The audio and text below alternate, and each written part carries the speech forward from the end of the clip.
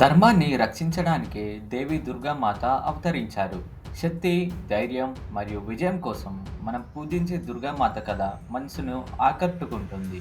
దుర్గామాత శక్తి స్వరూపిణి. అసురులను నాశనం చేయడానికి ఆదిశక్తి రూపంలో అవతరించింది. మహిషాసురుడు అనే రాక్షసుడు తన అహంకారంతో 3 లోకాలను శాసించాడు.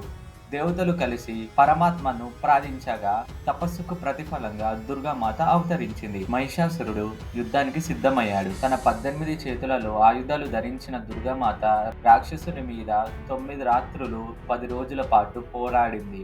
చివరికి మహిషాసురుని సంహరించి ధర్మాన్ని నెలకొల్పింది. దుర్గామాత నవరాత్రులలో విశేషంగా పూజిస్తారు.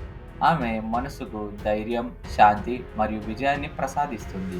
దుర్గామాత జీవితం మనకు శక్తి, ధైర్యం మరియు నీతి నేర్పుతుంది.